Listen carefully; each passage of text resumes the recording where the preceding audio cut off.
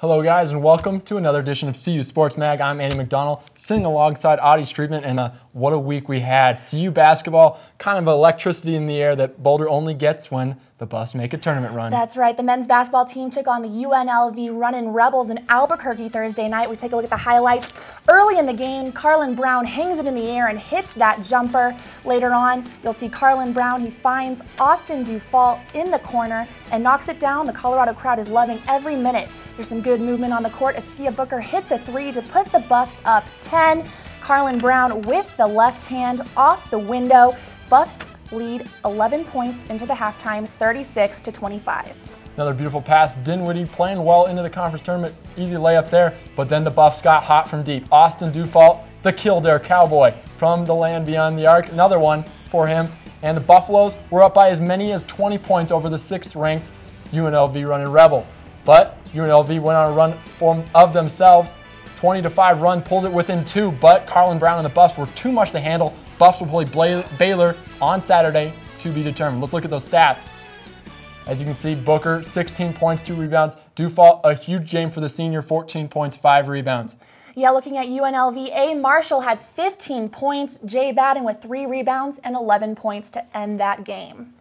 Buffalo's playing extremely well, but not to be outdone. Those women are playing really well for the Buffs as well. That's right. They won by 15 points and they had a total of 27 turnovers, which was a really exciting game if we want to look at some of those highlights. That's right. The Buffaloes last year made a tournament run for their own, and the women were going to do the same this year. Good ball movement here. Julie Seabrook, the lone senior for the Buffaloes, gets a bucket down low. She played extremely well for the Buffaloes, has been for the last couple of games. But again, sloppy play, as you see, coming into your living room. The ball, we had to catch that one and give it right back to the Buffs. But electricity in Boulder, not only for the men's, but the women's team as well. But UNC wouldn't go anywhere. They kept scrapping after it and made a 3 here. Pull it within 10 points, but Buffs were too much to handle. Chucky Jeffrey, 9 points on the game, leading the Buffs. And the Buffs, although 27 points, it was an ugly win. But the Buffaloes, as you'll see here, ugly win, but it's a win nonetheless. Let's see what Linda Lappy had to say about the 54-43 win for the Buffs.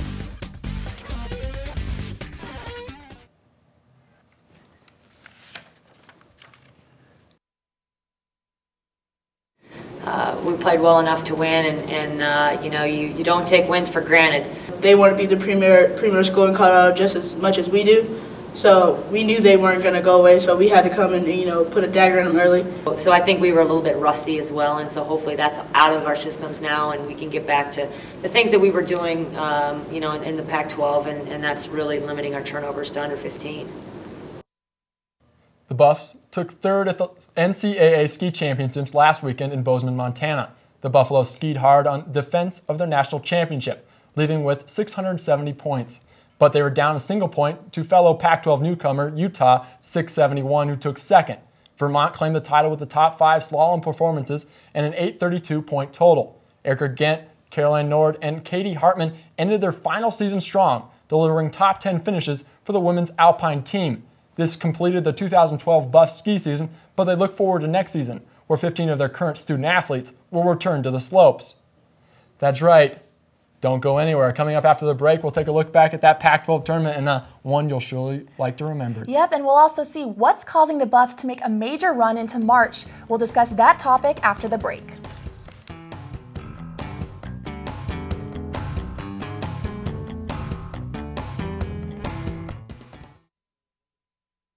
We'd like to also welcome Leo Wolfson here, and let's talk a little bit about that Pac-12 run. 4 wins in 4 days, and boy, was it exciting. Absolutely. Truly a memorable experience for anyone who's a CU Buffalo fan. I mean, how often does it happen? It was the first time that the CU's made the tournament since 2002-2003, and, well, just winning Pac-12 championship in itself is quite an achievement. Yeah, let's take a look at that semifinal game against Cal, and Cal beat them once in Berkeley, but the Buffaloes got them not too long ago in Colorado, and Buffalo's playing extremely well. Carlin Brown here with a layup there. He's the tournament MVP, and he's been playing all tournament. Oh, absolutely. I mean, he was definitely struggling towards the end of the season, but he really heated up once the Pac-12 tournament started going, and it's great to see. Askia Booker coming with a great basket right there. Here we got another shot. Robertson juking and shaking to the basket. Truly phenomenal. truly phenomenal, and he did get an all-tournament, and you can't really speak much about him other than he's just a leader for this team as a sophomore. Hopefully he stays one more year, but there's that man again, Carlin Brown. Carlin Brown playing so well, shooting 55% through the first 3 contests and really leading the Buffs. It's his first year. It's been interesting to see how his leadership would carry over, and boy, did it ever. Oh, absolutely. He's really bringing a lot of that skill. You got Robertson on a fast break. Oop. That'd be Brown, I should say. But a slam dunk right there. And yes, CU took the game in great fashion, and they were able to advance with that one. That's right. And a little exclamation point. He only got number 4 on the SportsCenter top 10, but hey, we'll forgive him for that one. Yeah, we'll look past it. All right, the Buffaloes got past Cal, which would have been a tough seed. Cal was number 2 overall in the Pac-12 bracket. They went on to play Arizona. Arizona was number 4. So we'll see how they did. Let's take a look at those highlights for that game. And Arizona, the 4 seed, as we talked about, they're very athletic. 19th recruiting class in the nation coming in last year, but Carlin Brown just playing well. He was able to take care of the Wildcats, that's for sure. Going from deep right there, Dinwiddie, great shot right there. And through and through, the Buffaloes just made the Arizona defense just look pretty weak, which was great to see. We got Brown spinning around with the jumper, and great shot right there. And we got Dinwiddie taking it in with a great little layup. Spencer Dinwiddie, the freshman, he had struggles late in the Pac-12, but he really turned it on. And the freshmen and the seniors really kind of balancing it off. And you really couldn't go anywhere. And the Buffaloes, another exclamation point for Carlin Brown. And absolutely. Conference of Champions, the Buffaloes are the champions in the Pac-12 conference. And you can't speak enough about that. And the celebration, Boulder was going wild, and Staples Center was going wild, and it was crazy. But that makes they move on. So they won the 11th seed. They didn't have to sweat it out on Selection Sunday as much as they did last year. 11th seed playing UNLV. They played them last night. Talk a little bit about that game. Well, absolutely. It was a great moment for CU to be in that position because last year a lot of people would argue that they kind of got snubbed. So, definitely Tad Boyle talked about that quite a bit. And then when they came in the game, I know a lot of people that really didn't expect CU to do too good against UNLV. Their 11th seed against a 6th seed. It's definitely a position of an underdog. And, a lot of people argued that the Pac-12 was a little bit of a weaker conference this year. So a lot of naysayers were going with that game. But when it came down to it, it was just really a true all-team performance. They had 4 players scoring double figures. That's pretty unheard of, and just a great effort. Andre Robertson specifically, he had 12 points and 16 rebounds. That's 16 rebounds. That's a double for him on that. Just a great performance overall. That's right. They came out of the Pac-12 as a 6th seed, but then they knock off a 6th seed in the first round. Moving on to the second round, the Baylor Bears are their next opponent. They beat South Dakota State, the Jackrabbits there, and it's going to be a tough matchup. Baylor, so athletic. Absolutely. Very talented team, too. They've been playing really well lately. They got all the way to the Big 12 championship before losing to a very good Missouri team. So they've been playing pretty hot as of lately. They've got 2 scorers who are really putting up a lot of numbers. They got Jackson Pierre putting 18 points a game and Bradley Heslip with 17. So it's going to be a big effort as far as playing defense for the Buffaloes. Yep. Time not set just yet for the game versus Baylor, but we look forward to it, and I bet a majority of Boulder's going to be watching. So thank you, Leo, and thank you. Hopefully the Buffs continue their run into March. Absolutely. All right, the Pac-12 tournament turned into the best-case scenario for the Buffs.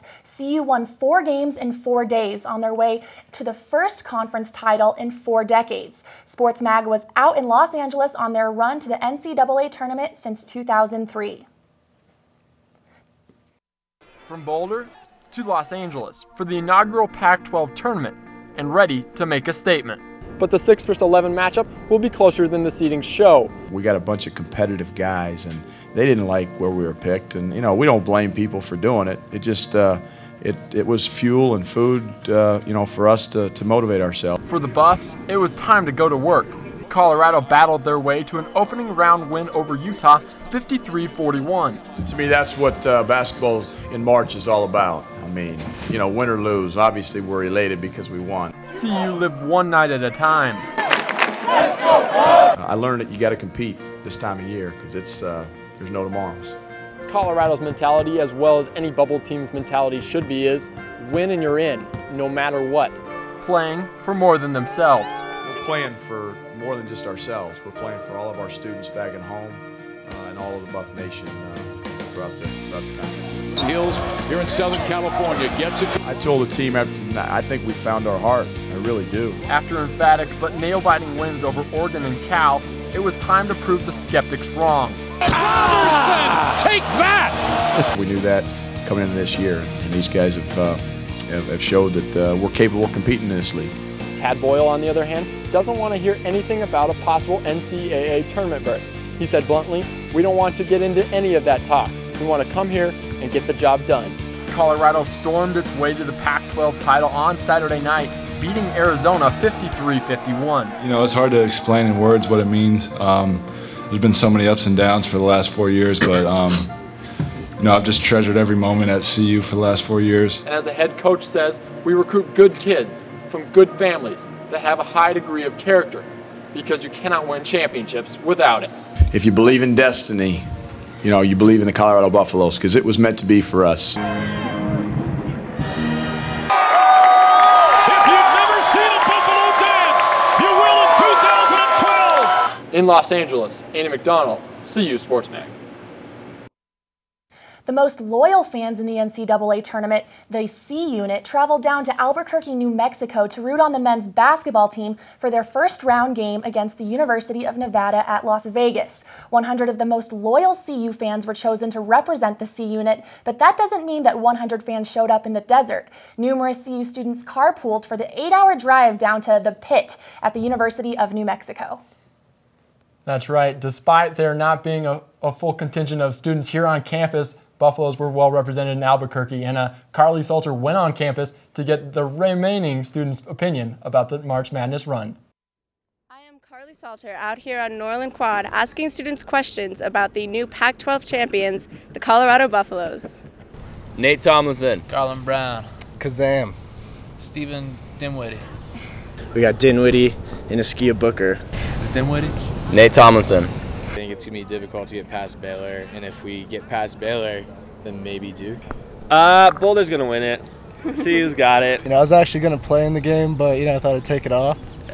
So they're coming off of a hot streak, so I think it's good things. I could see that second round being a good game. Going to win the whole thing. I think we're going all the way. Easy. Taking it to the top, no regrets. Cinderella story. Got them diamond shoes. Underdog. I think he's helping the program get farther than it was before. He's brought in some sick recruits. He's turned it around, that's for sure, man. They're pretty sweet.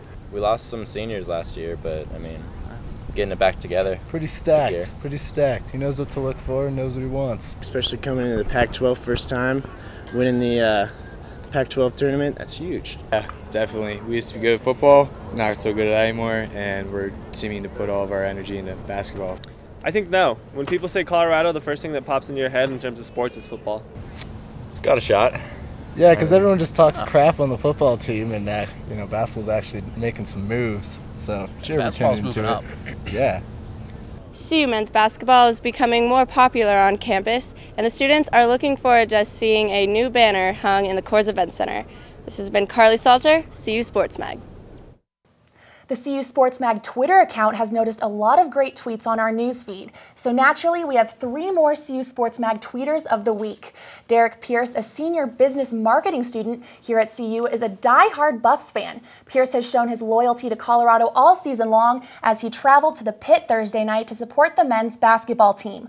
All Buffs, an independent blog and Twitter account, post constant updates about Colorado athletics and also interacts with CU fans throughout the games. And of course, we have to give out a big shout out to the 2012 Pac-12 champions, the CU men's basketball team, winning the title their first year in the conference. Way to go, Buffs. Be sure to follow us on Twitter at CU SportsMag. That's right, sure interactive on Twitter. The conference champions is a slogan for the Pac-12 conference, as it bodes one of the toughest all-around athletic conferences in America. And the men's basketball team won it for the first time after struggling down the stretch during the regular season. So, what other CU sports team has won the Pac-12 conference title in its inaugural year? Take some time to think about that, and we'll release the answer to you later in the show. Stay tuned. The Colorado ski team was unable to defend their national championship on the slopes, but another team is looking to make it 3 in a row. That's right, and John Embry and his staff are probably already ready for games to start. But first, we'll take a look inside spring practice that got underway this week.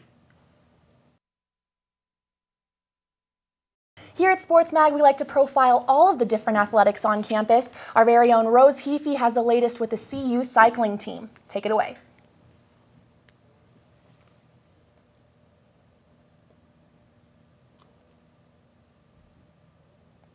Well, it looks like we don't have that package with us right now, but we do have some more information on the football spring practice. Andy, if you have more information on that. That's right.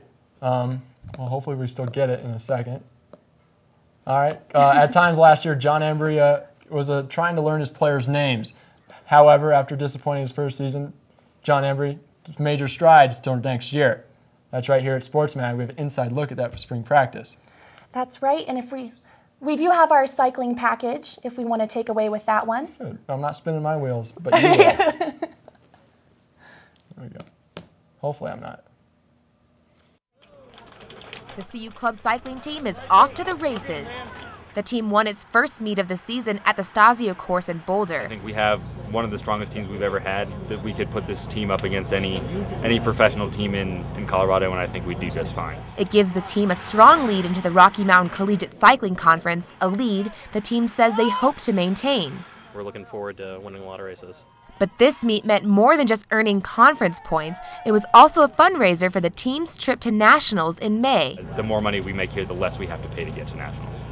The Buffs raised money by charging entry fees for a citizens race. The event attracted more than 100 racers for the Boulder community, which offered CU racers a unique opportunity. Like, I'm going to go race with Olympians in like an hour. It's awesome. That's why I came out here. That passion and excitement towards cycling is what motivates first-year cycling coach Frank Overton. It's just awesome. I mean, it's cycling at its most purest form because everyone wants to be out here and is having a good time, and yeah, they're really fun to work with. It's a spirit that keeps them going, even if they hit a few bumps in the road. Brush it off, yeah. Come out and do it again. Neither dollars or crashes will keep CU Cycling from rolling to Nationals. Rose Heafy, CU SportsMag. Wow, that was a gruesome crash there. I know. I can't imagine doing that. Well, sticking to another contact sport. At times last year, head coach John Embry was trying to learn his players' names. After a disappointing first season, Embry knows his team still has major strides to take. Here at SportsMag, we have an inside look at the first week of spring ball and spoke with Paul Richardson and linebacker Derek Webb. And I don't know about you, but I'm really excited for some spring ball right now. It's definitely that right time of year to start working on that. Yeah, not yet, but a little basketball, I hope. But we'll take a look at this football. I hope John Embry's got it figured out. Yeah, hopefully by now.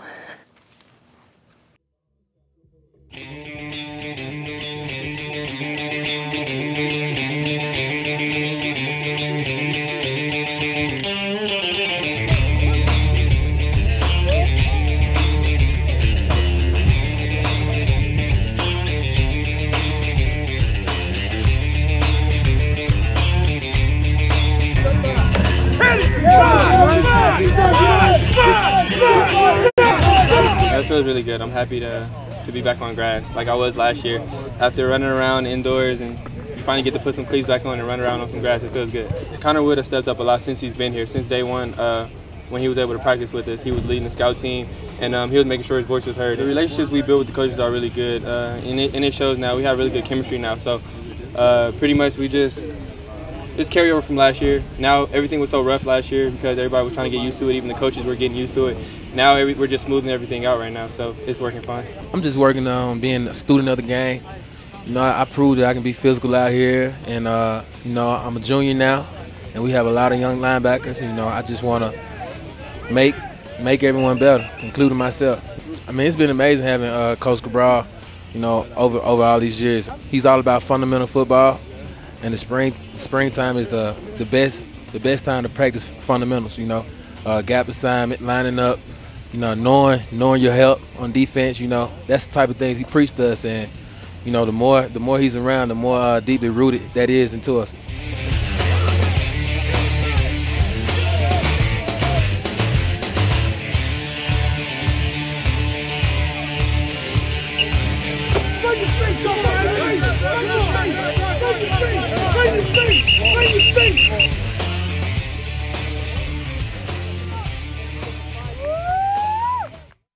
The Colorado women's tennis team lost to Stanford on Sunday afternoon with a score of 7-0. It was the same result against California just 2 days prior. The most competitive player for Colorado during this daunting stretch of ranked foes has been Juliet Sturr.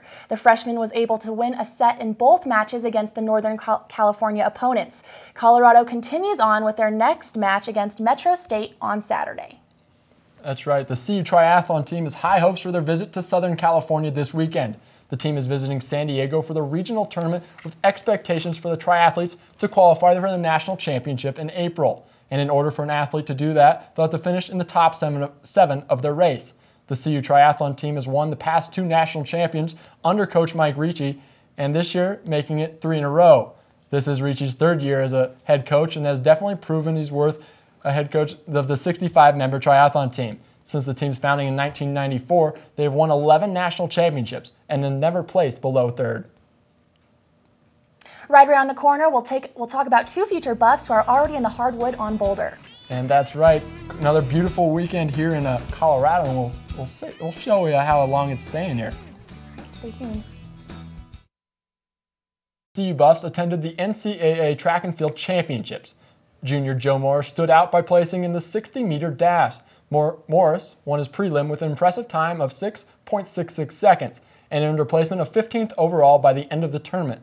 Morris ran fast and hard to earn his position in the national championship and will continue to do so next season.